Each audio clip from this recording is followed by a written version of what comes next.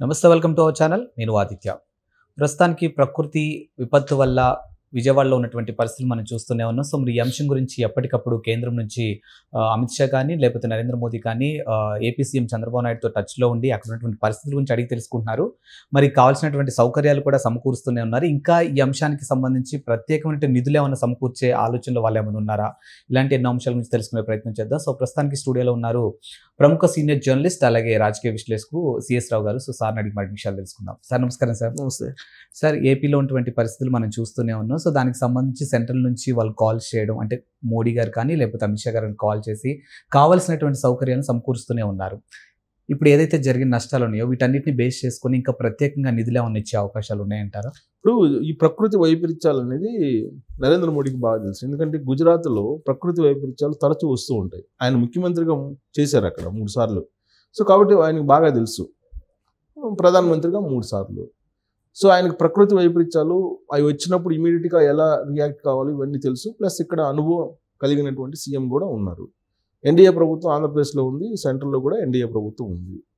విశాఖలో హుదూద్ తుఫాన్ వచ్చినప్పుడు కూడా ఆంధ్రప్రదేశ్లో ఎన్డీఏ ప్రభుత్వం, సెంట్రల్లో ఎన్డీఏ ప్రభుత్వం ఉంది. అప్పుడు కూడా నరేంద్ర మోడీ హాట్ లైన్లో చంద్రబాబు నాయుడికి టచ్లో ఉన్నారు. వెంటనే రీవర్క్ చేశారు వైజాగ్ని. అలానే ఇప్పుడు విజయవాడని కూడా, గుంటూరు విజయవాడ మధ్యలో జరిగినటువంటి ఈ ప్రకృతి విపత్తుని డెఫినెట్గా ఎదుర్కోవడంతో పాటు మళ్ళీ యథాతథ స్థితికి ఆ ప్రాంతాన్ని తీసుకొచ్చేటువంటి ప్రయత్నం అటు కేంద్రం ఇటు రాష్ట్రం సమన్వయంతో చేస్తుందని చెప్పుకోవాలి. దానికి కారణం ఏంటంటే ప్రధానమంత్రి నరేంద్ర మోడీ తరచూ ఫోన్ చేసి ఎప్పటికప్పుడు పరిస్థితిని తెలుసుకుంటున్నారు. అలాగే కేంద్ర హోంశాఖ తీవ్రంగా స్పందించింది. కేంద్ర హోంశాఖ సెక్రటరీ ఎప్పటికప్పుడు ఇక్కడ ఉన్నటువంటి అధికారులతో సమన్వయం చేసుకుంటున్నారు. దాని కారణంగానే వెంటనే విపత్తు జరిగింది. విపత్తు నుంచి బయటపడాలనగానే 6 హెలికాప్టర్లు, తర్వాత ఎన్డీఆర్ఎఫ్ దళాలు, దాదాపు 40 ఎన్డీఆర్ఎఫ్ దళాలు పంపించడం జరిగింది. అలాగే చంద్రబాబు నాయుడు చేస్తున్నటువంటి ఈ మొత్తం ఎన్డీఆర్ఎఫ్ దళాలతో చేస్తున్నటువంటి ఈ ఆదుకునే కార్యక్రమాలు ఇవన్నిటిని కూడా వాళ్ళు ఎప్పటికప్పుడు అక్కడి నుంచి మానిటర్ చేస్తున్నారు. ఇక్కడ కూడా బీజేపీ నేతలు కూడా మానిటర్ చేస్తూ ఉన్నారు.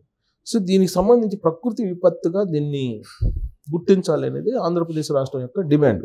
జనరల్గా ప్రకృతి విపత్తు అంటే ఈ మధ్యకాలంలో వాయనాడులో పెద్ద విపత్తు జరిగింది, కేరళ. అలాగే ఇప్పుడు తెలంగాణ ప్రభుత్వం కూడా ప్రకృతి విపత్తు కింద ఖమ్మంని పరిగణించాలని చెప్పి వాళ్ళు కూడా అడుగుతున్నారు. ఇప్పుడు ఆంధ్రప్రదేశ్ కూడా అడుగుతుంది. సో ప్రకృతి విపత్తు కింద దీన్ని గుర్తిస్తే కనుక భారీగా ఫండ్స్ వచ్చేటువంటి అవకాశం ఉంది. మరి గుర్తిస్తారా అని అంటే, ఒకవేళ ప్రకృతి విపత్తు కింద గుర్తించాల్సి వస్తే ఇప్పుడు గుంటూరు విజయవాడ కనుక ప్రకృతి విపత్తు కింద ఆ వరదలను కనుక గుర్తిస్తే ఖమ్మాన్ని కూడా గుర్తించాల్సి వస్తుంది. ఖమ్మానికి కూడా ప్రత్యేకమైన ఫండ్స్ ఇవ్వాల్సి వస్తుంది. సో కాబట్టి ఒకవేళ ప్రకృతి వైపరీత్యం కింద దీన్ని గుర్తించినప్పటికీ కూడా జరిగినటువంటి నష్టానికి మాత్రం వివిధ రూపాల్లో సహాయం అందజేయడానికి కేంద్ర ప్రభుత్వం ఖచ్చితంగా సిద్ధంగా ఉంటుంది అని చెప్పి చెప్పడానికి తాజాగా చంద్రబాబు నాయుడికి, నరేంద్ర మోడీకి, అమిత్ షాకి, చంద్రబాబు నాయుడికి మధ్య జరుగుతున్నటువంటి ఈ సమన్వయం ఏదైతే ఉందో దాన్ని బట్టి అర్థమవుతుంది. సో విజయవాడ గుంటూరు మధ్యలో వరద, దాని ఉధృతి, దానికి సంబంధించినటువంటి నష్టం ఎప్పటికప్పుడు అంచనా వేస్తున్నారు. ఆస్తి నష్టం ఎంత జరిగిందని, ప్రాణ నష్టం ఎంత జరిగిందని చెప్పి అంచనా వేస్తున్నారు. ఎప్పటికప్పుడు రిపోర్ట్స్ పంపిస్తున్నారు. కేంద్ర హోంశాఖ సెక్రటరీ మొత్తం డేటాని కలెక్ట్ చేసుకుంటున్నారు, మినిట్ టు మినిట్ కలెక్ట్ చేసుకుంటున్నారు. నరేంద్ర మోడీ కూడా చంద్రబాబు నాయుడు తోటి హాట్లైన్లో టచ్లో ఉంటూ పరిస్థితిని సమీక్షిస్తున్నారు. అందుకే ఇప్పుడు మీరు గమనిస్తే కనుక హెలికాప్టర్లు 6 ఇమీడియట్గా పంపించారు. 6 హెలికాప్టర్లు ఇమీడియట్గా పంపించేశారు. అక్కడ సహాయ కార్యక్రమాలు జరుగుతున్నాయి, భారీగా జరుగుతున్నాయి. ఇప్పుడు అంత తక్కువ సమయంలో వరద రాగానే ఇమీడియట్గా సహాయ కార్యక్రమాల్లోకి వెళ్ళడం, సహాయ కార్యక్రమం చేయటం ఇవనేది అంత సాధ్యం కాదు. అది ఓన్లీ చంద్రబాబు నాయుడికే సాధ్యం అని చెప్తూ ఉంటారు. ఎందుకంటే ఆయన సుదీర్ఘకాలం పాటు రాజకీయాల్లో ఉన్నారు, అనుభవం ఉంది. ప్రకృతి వైపరీత్యాలు సంభవించినప్పుడు ఏ విధంగా వాటిని ఫేస్ చేయాలి వీటన్నిటి మీద అవగాహన ఉన్నటువంటి లీడర్ ఆయన. కాబట్టి ఇమీడియట్గా ఈ రిక్వైర్మెంట్స్ ఏమున్నాయని చెప్పగలిగి ఉండాలి. ఫస్ట్ అవి చెప్పాలంటే నేను గ్రౌండ్లో వెళ్ళాలి. గ్రౌండ్లోకి వెళ్తేనే కదా రిక్వైర్మెంట్స్ ఏమున్నాయని తెలుస్తుంది, అదర్వైజ్ తెలియదు. సో గ్రౌండ్లోకి వెళ్ళారు, రిక్వైర్మెంట్స్ ఏంటనేది ఆయన ఫోన్లోనే చెప్పారు.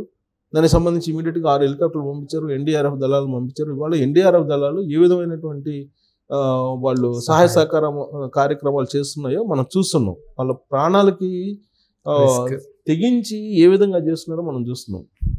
సంవత్సరం పిల్లలను కూడా ఎంత భద్రంగా వాళ్ళు తీసుకొస్తున్నారో ఫోటోల్లో కూడా చూస్తున్నాం, విజువల్స్ ఫోటోల్లో కూడా చూస్తున్నాం.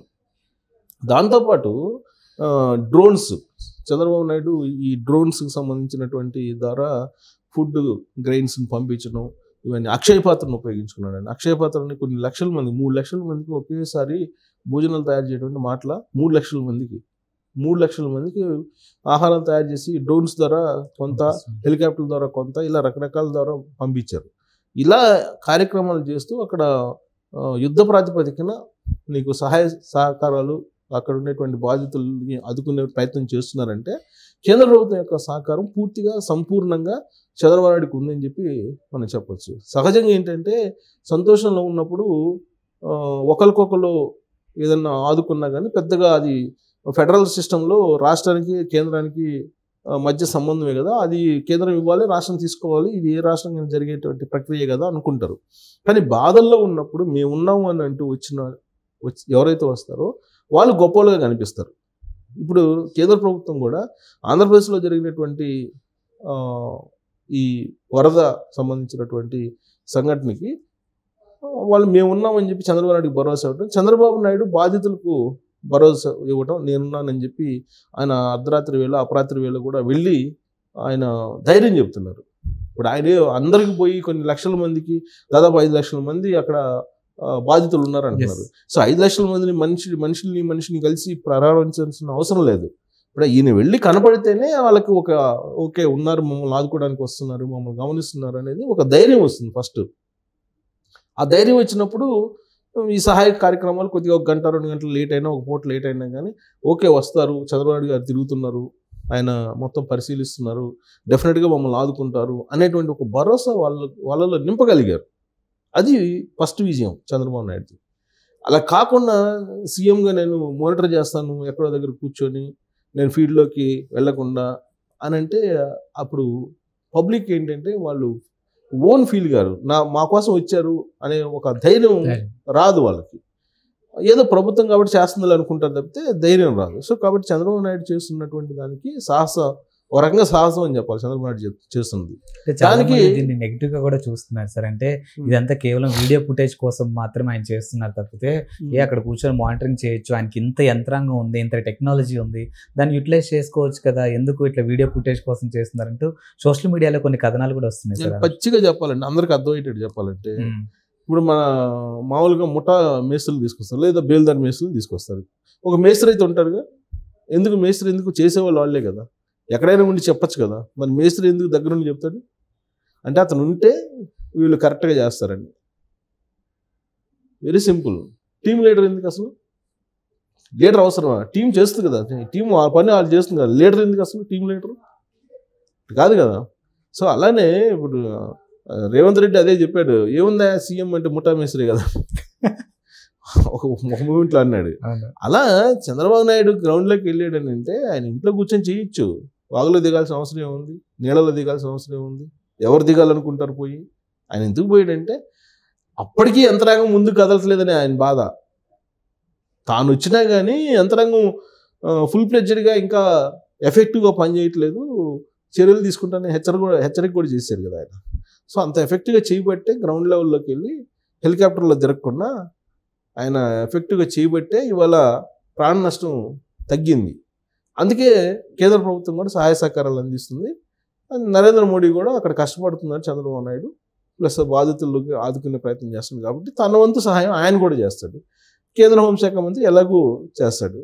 సో ఎన్డీఆర్ఎఫ్ దళాలను పంపించడం, హెలికాప్టర్ను పంపించడం, ఇవన్నీ చేయటం అని అంటే ఇమీడియట్గా తీసుకురాగలిగాడు కదా. ఇక్కడ ప్రమాదాన్ని ఇమీడియట్గా ఇంత ప్రమాదం ఉందని చెప్పగలిగారు, చెప్పి వెంటనే రెస్పాన్స్ కేంద్రం నుంచి రావటం, వాళ్ళు పంపించడం, ఇవన్నీ కూడా ఒక సమన్వయం లేకపోతే కనుక ప్రాణ నష్టం ఎక్కువ జరిగింది. సరే ఆస్తి నష్టం అంటే దానికి సంబంధించినటువంటి సహాయ సహకారాలు, ఆర్థిక సహాయం ఇవన్నీ ప్రభుత్వాలు తర్వాత చేస్తాయి.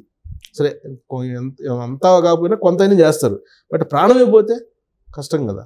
సో కాబట్టి ప్రాణ నష్టం అయితే లేకుండా చేయగలిగారు. దానికి బోత్ చంద్రబాబు నాయుడు, నరేంద్ర మోడీ, అమిత్ షా వీళ్ళందరి యొక్క సమన్వయం కారణంగానే ఇవాళ ప్రాణ నష్టం తప్పిందని చెప్పి అనుకోవచ్చు. Thank you sir.